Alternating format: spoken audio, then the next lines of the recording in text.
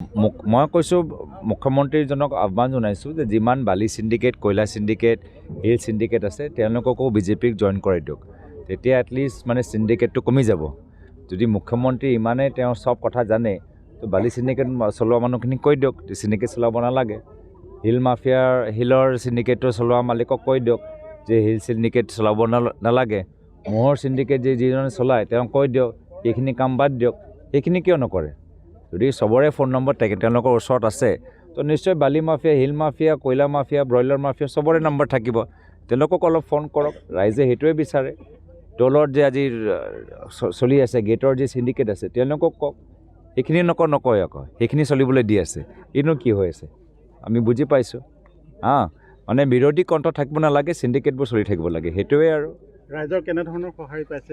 ৰাইজৰ ফালৰ পৰা যথেষ্ট ভাল। ইতিমধ্যে মই খুব ভাল পাইছোঁ যে এতিয়া ঠায়ে ঠায়ে মানুহবোৰ নিজে মোৰ নিৰ্বাচনী গীত বনাই আছে। মই ভাবিছিলোঁ এটাহে নিৰ্বাচনী গীত হ'ব, কিন্তু বিভিন্ন ঠাইৰ পৰা মোক আজি যুৱক যুৱতীসকলে নিজৰ নিৰ্মাণ কৰা নিৰ্বাচনী গীত তৈয়াৰ কৰি মোক পঠাইছে।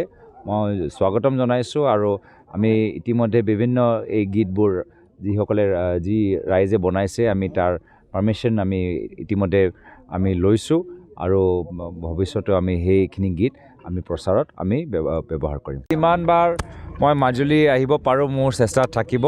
এনেকৈ মাজুলীৰ লগত আমাৰ সকলোৰে এটা বিশেষ এটা সম্পৰ্ক। ইয়াত আহিলেই আমাৰ মনটো ভাল লাগে আৰু লগতে ইয়াত বহুত মানে মানুহৰ অসুবিধাও আছে। আমি যোৱাবাৰো যথেষ্ট সময় দিলোঁ, এইবাৰো আমি যথেষ্ট সময় দি ৰাইজৰ লগত আৰু কথা পাতিবলৈ আমি আহিছোঁ। একেই কথা। আমি আকৌ আমাৰ যোৱাবাৰ যেতিয়া আহিছিলোঁ বহুত ঠাইত যোৱা নহ'ল আৰু সেইখিনি ৰাইজৰ লগত আমাৰ আলাপ আলোচনা নহ'ল। আমি সেই অঞ্চলত গৈ ৰাইজৰ কথা, মাজুলী কণ্ঠ, কোনো মোৰ কণ্ঠ নহয়, কোনো এজন বিশেষ কণ্ঠ নহয়। এইটো ৰাজতন্ত্ৰ নহয় না, খালি আমি ৰজাই কথা শুনি থাকিম বা ৰজাৰ লগত ঘনিষ্ঠ মন্ত্ৰীসকলৰ কথা শুনি থাকিম। এইটো লোকতন্ত্ৰ আৰু এটা নিৰ্বাচনত আমি লোকৰ কণ্ঠটো শক্তিশালী কৰাটো আমি বিচাৰোঁ। আমি মাজুলী ৰাইজৰ কি বিচাৰে সেইখিনি কথা পুনৰবাৰ আমি তেওঁলোকৰ কণ্ঠ আৰু শক্তিশালী কৰিবলৈ আহিছোঁ।